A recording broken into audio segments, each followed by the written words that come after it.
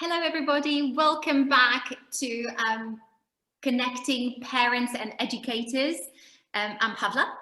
I'm Eri.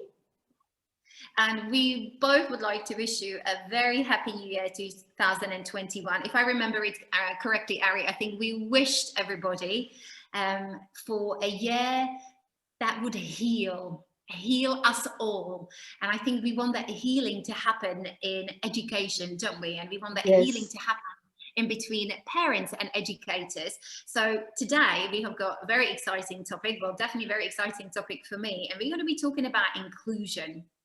You are an expert on this topic. Oh, I always get very nervous when somebody says that I am an expert. Yes, I do have plenty of opinions. I've done lots of reading. Yes, I have got quite a substantial knowledge behind it, but am I the expert? That's, for somebody else to decide. However, you're being modest. You're just being modest.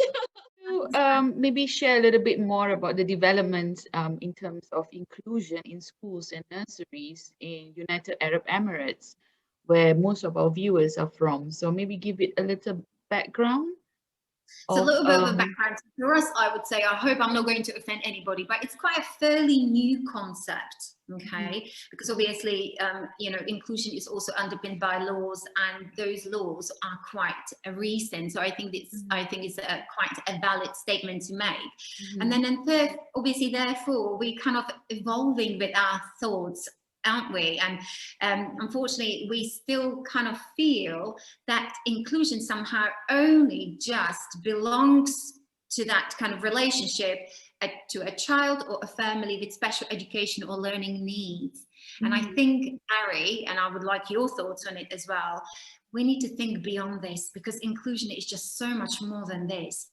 It is a way of thinking, it's a philosophy, it's a democratic philosophy where everybody belongs on their merits of differences, okay? On the merits of diversity. We are so different, so unique, and therefore inclusion really needs to be considered from the perspective of our own individuality. We all belong, we all contribute, but that contribution needs to be down to us. We need to have the right if we want to participate or not. Yes. We discussed quite a bit about embracing diversity, and that's the heart of inclusion. So could you give some examples of, how would a child feel included? So there needs to be the understanding of the child, right? I need to know who you are as that little person. What are your strengths? So what you can contribute with, and that is the problem, Ari, because we tend to be focusing on the inability sometimes, as we say. Well, I would like to say as we focus on the deficit, and then we need to reframe our thoughts towards the strength, the ability. What can you do? And then and then take it from there. Every child can learn. We know this. Science tells us this as well. So therefore, everybody contributes with their own personal strengths and abilities. And it's down to us educators in partnership with parents to unpack those strengths, because they're there. Every child is powerful, strong and intelligent, full of wonder, and it's able. And that's the mindset, I think, in the context of inclusion, really do need to adopt. And again, research tells us when we do adopt this type of mindset, Ari, children will own up to this. To summarize, you are saying that inclusion should be about embracing the diverse strengths and talents of every child. So it's not about special needs child or gifted and talented, or so-called normal children or regular children, but it's about inclusion is about everybody, has strengths and their own talents, and which can be nurtured. So that's what you're saying, right? That should be Absolutely. Our mindset, towards inclusion. Indeed. So would you say that one of the challenges of inclusion is the perception that every child needs to be the same, that there is this ideal child, yeah, that we must all push the children to progress, to reach this ideal status, like, in terms of um, how much literacy knowledge or mathematical knowledge or even artistic knowledge, that everybody has achieved this milestone. And they are, so would you say that's one of the challenges? What are your thoughts It on could that? be. I think it's the misconception how we understand milestones, okay? Because again, if we take it from the perspective of uniqueness on the child and what we know about every single child, that they are, learning or they are developing through their own personal trajectory, we need to always think about that every child has got a different starting point, and that sometimes we get wrong because we somehow believe that we're capping that starting point, okay? But everybody starts somewhere else, and then it's for us to identify it, where are those starting points, and sometimes we can even argue, can we even put the measuring kind of like mark on it? All right, so I really would like to say that we need to be really getting to know for every single child, so where are you coming from? Okay, where is your starting from? And then, as I said earlier on, just go on that journey of discovery. And through the journey of discovery, there will be lots of surprises on the way, but how beautiful, because we will be doing it from that, in that kind of relaxed, nurturing environment where mistakes are being embraced and supported, and, the strengths are being developed. So that is something definitely that we need to, rethink, Ari, amongst ourselves as educators, and perhaps, even re-look at our ways of assessing children. Are we limiting the children? Can we widen the scopes of our assessment? Do we really see the full breadth of the ability, or are we very narrowly, looking at the child? So there is lots of to definitely to think about. Yes, absolutely. I would like to share a quote by Dr. Temple Grandin, and she said that there should be a lot more emphasis on what a child can do instead of what the child cannot do. So I think in terms of assessment, or, we should focus more on the child's strengths. A child doesn't need to be good at everything. None of us is good in everything. We're not the jack of all trades, and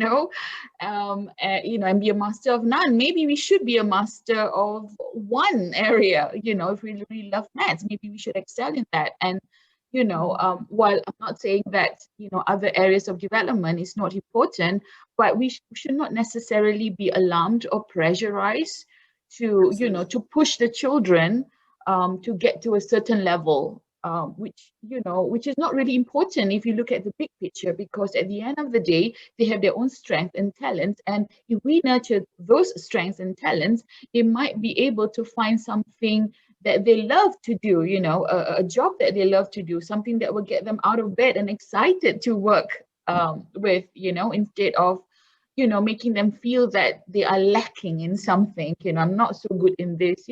Sometimes it becomes a self-fulfilling prophecy where you think that, you believe that you can't do it, or because you've been told, or you had a little bit of difficulty and you had no support, so you believe that you can't do this. So that is quite negative, I think, and we certainly don't want that for children in the early years. We want them to love the process of learning and have a can-do attitude. And if we tell them, all children like to say, I'm good at something, I'm good at drawing, I'm good at maths, I'm good at dancing, and not every child would love dancing. I remember there's a child who just doesn't like dancing in my class, and I don't push him. He just sits down and listens to the music and he's happy. But then I have another child who just is so good in dancing, like she could follow like patterns of the dance movements very, very well at even like 3 or 4 years old. And I know, she's got a talent for dancing. And I said, to mom, if you're interested, to sign up for any like enrichment classes, if you like it, if your child enjoys it, And then she said, yeah, my daughter has been asking me to sign her up for ballet. And I said, you see, we are working with the strengths, we're nurturing. Maybe she will grow up to be a ballerina, so she doesn't need to be good in drawing, perhaps, yes, she could explore and have fun with painting and expressing herself in different creative ways, but she can focus more on ballerina because that's what she's going to excel at. And isn't that what we all want at the end of the day, for the child to be happy, to grow up into an adult who leads a fulfilling life. So, so this is, I mean, a roundabout way of trying to explain what Dr. Temple Grandin, I believe she really meant when she said we should focus more on what a child can do. Like you said, working with the strengths and talents. Absolutely. And I will just build up on your quote because I'm equally fond of her. So she says the world needs diverse thinkers. And if we talk about, let's say, the autistic brain, it's a different one. But it's through those differences that unique contributions can be made. And I cannot agree more. Right. Yeah. Going on to that beautiful quote. I absolutely adore this book. I wish everybody see it in the right way, but I think it's showing upside down. So it's something that I have been gifted on my birthday. And this book is called By who? By who? My own daughter. She really knows you well. I absolutely love this book, and every time when I was in a bookshop, I was just like stroking it and I was just hinting, I really, really like it. So she bought this for me. So The Boy, the Mole, the Fox and the Horse by Charlie Mackesy. And amongst every single beautiful pages in this book, I think this is very pertinent for our conversation. So what do you think is the biggest waste of time? Comparing yourselves to others, said the mole.